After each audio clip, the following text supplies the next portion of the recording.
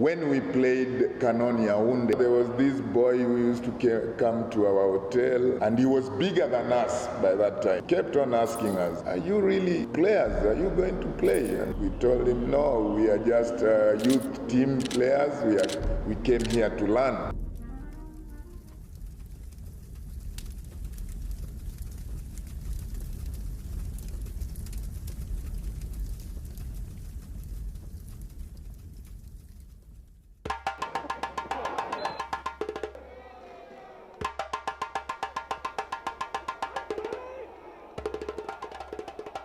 There was no need for us to go to Yaounde because they are going to hammer us.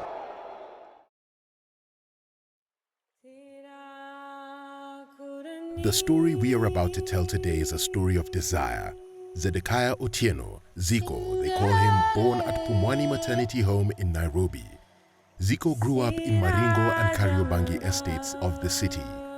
He went to school at Kariobangi Primary School and later attended high school at Nairobi Technical School, where he also continued his higher learning. ZICO, as he is fondly known, is a mechanical engineer draftsman. I started playing football at a tender age, like any other boy any other child in the ghetto, because that's the only thing you could do. Because most of the time our houses were small, and every time the mom told you, go outside and play. Meet Zedekiah Otieno ZICO, the penalty specialist, the man who never missed a penalty for the decade plus that he featured for Gor Mahia and the national team, Harambee Stars. As a young player, ZICO looked up to the likes of Okoth Juma and grew up with peers such as Paul Odhiambo, Amando, who was later to play for Kimbo FC, and the late Ishmael Obanda. Zedekiah Otieno began his football career at the lowest level possible, starting from small teams such as Sky Heroes and Babadogo FC. He was at Babadogo FC for a season and later moved on to Utalii FC, which was then playing in the 3rd division. He left Utalii in 1986, the same year he was done with his high school education. While I was at Nairobi Technical High School, I was playing for the school team. I started off by the junior team when we used to play a tournament called Joe Kadenge Cup. This was only played by Form 1s and 2s who were less than 50 kgs. Even if you are in Form 1 or 2 and you are more than 50 kgs, you are not eligible to play that tournament. So at the Estates, I was playing for a team called Sky Heroes. It later turned out to be, it was not playing in the provincial league. So later on, I joined Babadogo FC, where I played in the provincial league.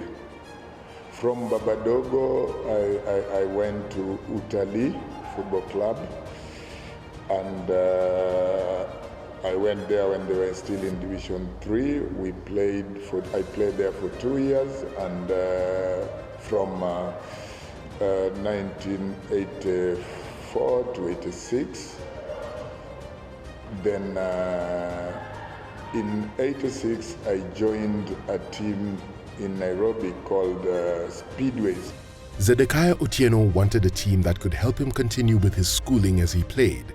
That outfit came along in the name of Speedways FC, known at the grassroots as Real Madrid.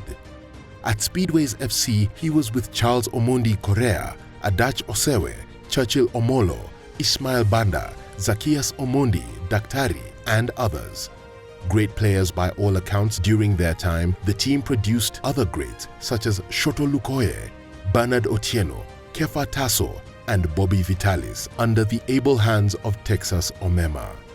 Speedways was like a Real Madrid of Nairobi because it had every good player in Nairobi from any estate was playing for Speedways.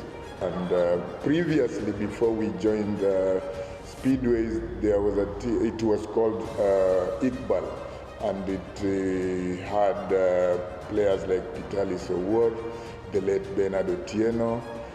So this was the team where cream de la cream of Nairobi football used to play. In 1988, Gor Mahia's team manager Amos Nandi approached him. He signed for Gor Mahia in 1989. Together with Adach Osewe, who signed for Tusker FC, then Kenya Breweries FC, Charles Omondi Korea, who signed for Kimbo FC, and the late Osimbo, who signed for Kisumu Posta, they left Speedways FC. I joined Gor Mahia. This is where Gor Mahia scouted me, and I joined Gor Mahia that 1988, but my first year in Gor Mahia was 89. At Gor Mahia, Zedekiah ZICO was to take up Solo Otieno's position. That task would later take ZICO a year to achieve.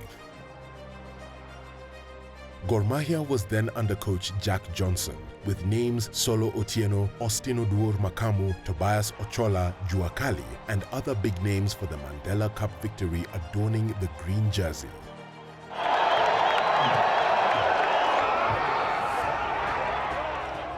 It was George Onyango Fundi and Abbas Magongo who nurtured the young ZICO. 1 year later, after signing for Gor Mahia, Zedekiah Otieno's time to feature for Gor Mahia came under player coach Austin Oduor Makamu. His first game was big. His second game was even bigger, the biggest at the time, and remains the biggest fixture to date against AFC Leopards. My first match playing for Gor Mahia came a bit earlier, in the same year, 1989, when I joined. So those days we used to play 2 matches over the weekend. So we went to Nyeri to play Nyeri Steamer. The following day we were playing, we were playing Vikers from Isiolo. The following day we were playing Nyeri Steamer. And the first game I didn't play, so the second game I played. And I tell you, it was not a good experience because it was a tough match, my first time playing in the Premier League, and I didn't have a good game. But the good thing is that the coach by that time, Jack Johnson, had faith in me. Imagine at halftime, your fellow players telling the coach that you are supposed to be substituted, but the coach stood by me and I finished the game. After that, I didn't play another game. Remember, this was the second game of the season, so I didn't play for the entire season until again the last game of the season. And this is because that same weekend, Harambee Stars were playing against, in the Sekafa Championship. They were playing the third playoff. And majority of the players from Gor Mahia didn't travel for that league match in Mombasa because already we had lost the title. So that's when us as fringe players were taken and we played. So I played the second match and the last match of the season. But from there, the following season was a very good season for me in 1990 because we had a change in the technical bench. Austin Oduor took over from Jack Johnson, and I think that's where it all changed. His second game, the game against AFC Leopards, ended in a barren draw. It had to go to penalties, and after 4 penalties, the tie was not broken. After 5, the tie still stood. Another set of 5 players had to be picked for another round of penalties. In the middle of the pitch sat Peter Dawo, the late Anthony Ndolo, Joseph Owino, Ignatius Kaduli, goalkeeper David Ochieng Kamoga, and Zedekiah Otieno ZICO. Then now we were 5 players left, AFC 5 players left, and the coach came, who is going to take the 6th penalty? And everybody was like, nobody was comfortable to take the penalty. This was a big game, remember, eh? Losing a penalty against AFC can destroy your career. Ignatius Kaduli, the coach said that Ignatius Kaduli will take the 6th penalty. And I was there, me, Kaduli, the 5 were me, Kaduli, Joseph Owino, Peter Dow and Anthony Ndolo. The two, Anthony Ndolo, Peter Dow, they never take penalties. So it was now Ignatius Kaduli to take the sixth one. I was to take the seventh one. Joseph Owino the eighth, then Anthony and Dow. So Kaduli went for the sixth one, he scored, AFC scored, then now I was the one to take the seventh. It was this kind of baptism he had not expected. He was facing AFC Leopards goalkeeper John Busolo. Zedekiah Otieno ZICO says his walk from the center of the pitch towards the spot kick to take his shot remains the longest walk he has ever taken in his life. Leaving the center of the pitch to where the penalty spot was like leaving Nairobi to Kisumu walking. It was too far for me. When ZICO moved a few steps back and stepped forward to take his penalty kick at the biggest and most successful club in Kenya, I scored against John Busolo. He knew this is the kind of stuff greatness germinates from. I couldn't believe it because I was not a penalty taker even in the estates. He sent John Busolo the wrong way and he had registered his first goal for Gor Mahia FC against AFC Leopards. After scoring that one, I can tell you I've never missed any penalty in a competitive match. This was ZICO's first and biggest penalty into a career stretching a decade.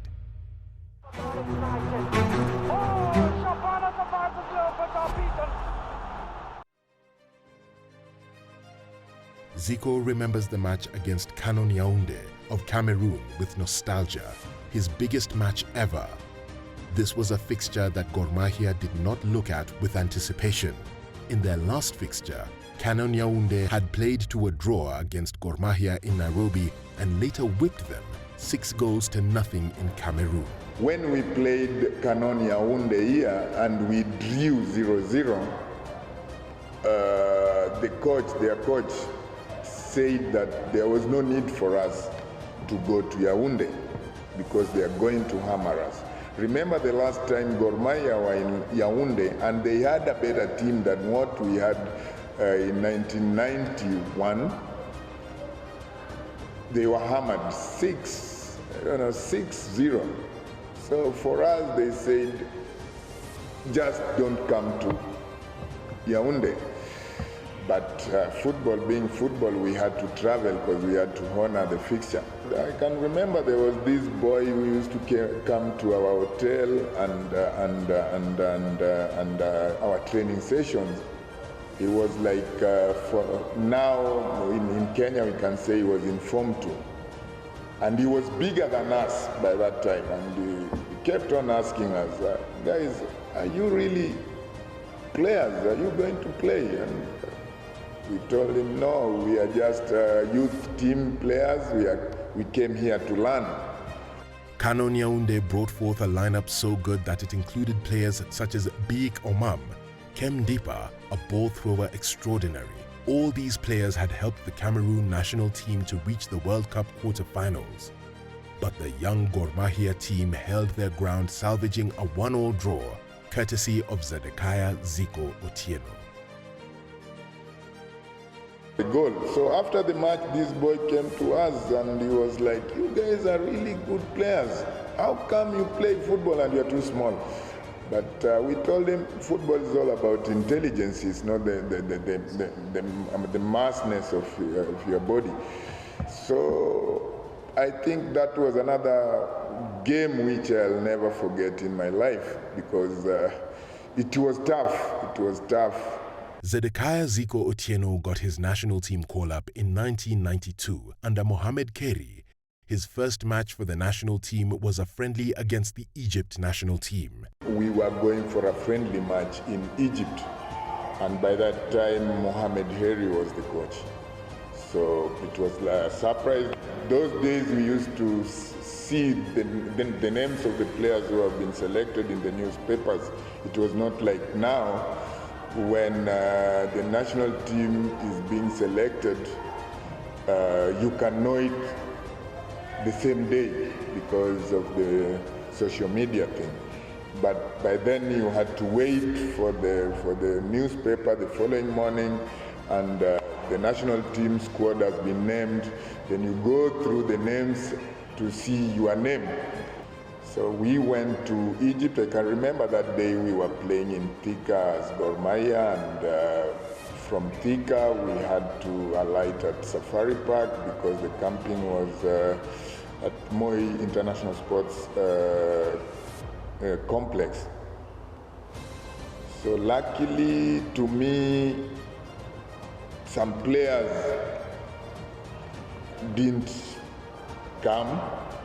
So some defenders didn't come for the trip, and specifically Tobias Ochola. We were playing with him in the national in Gor Mahia, and in the national team he used to play at the right back where I was playing, but Gor Mahia used to play at right back. He played at the left back, so he didn't come. I think he had an injury, and then we traveled. We went and played against Egypt in Cairo. The same night, we traveled the same night. Then the following day we played Egypt, and I think they won 2-0. But by that time, Egypt beating you 2-0 in Cairo was a good result. And considering that majority of the players who played that game was getting their first call-up.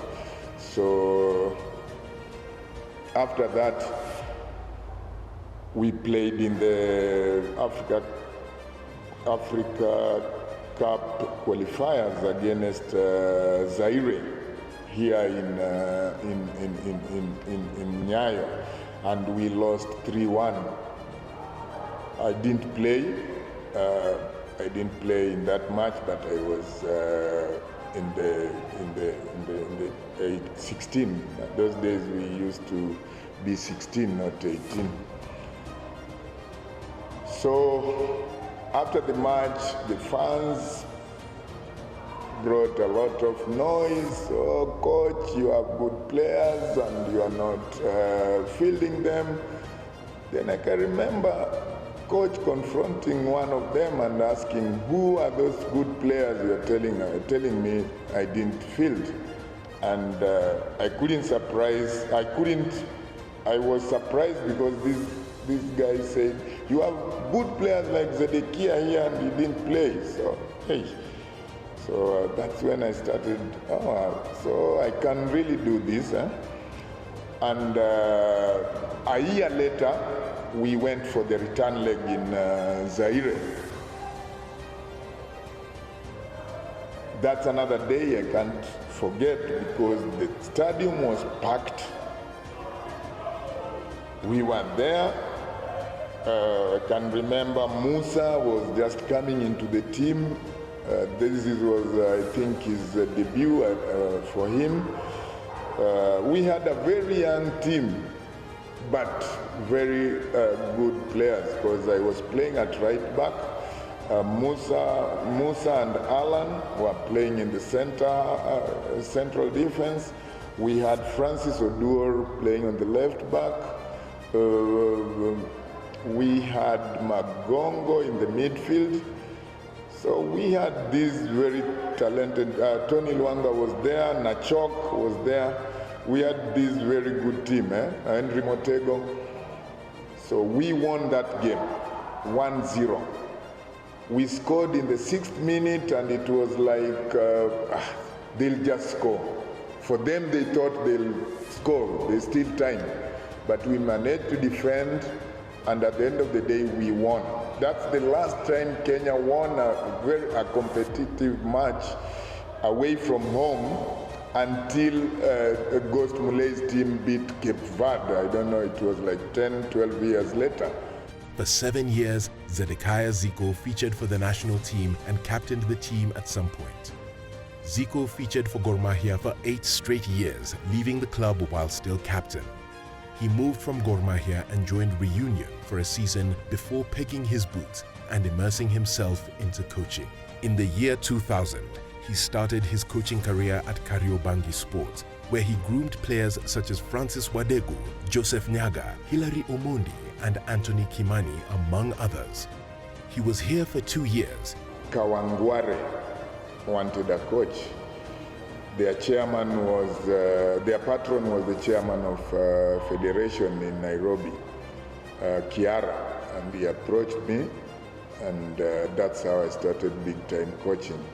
That was the first professional team I was handling. So I went there when they had like 13 matches to play for them to qualify in the Premier League. And luckily we won 13 and drew 1, and we qualified for the Super League by that time. Zico trained as a coach from the basic level at MYSA and from Germany with an international coaching certificate at Hernif Sporting School. Zico was coach at Gor Mahia and the national team.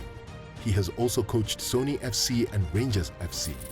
He won the league 4 times with Gor Mahia as a player and came second as a coach with Gor Mahia.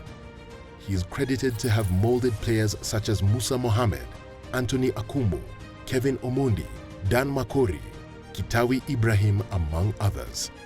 Players he picked directly from high school. Ironically, his biggest mistake at Gor Mahia was coming second in the league. This meant that the next thing fans demanded was to be on top of the league, come what may. A feat he never achieved. 6 matches to go into the next season, he had to quit Gor Mahia despite his contract still running. Fans were baying for his blood. They wanted him gone, though he was second in position, just a few points behind, 4 behind league leaders. But this is not that story. The fans were not happy. There's this game where we lost against Congo Boys at the City Stadium.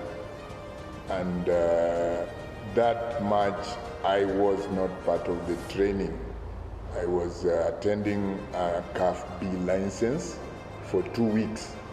So I was not in the team for those 2 weeks, but as a head coach, I just decided to come and sit on the bench.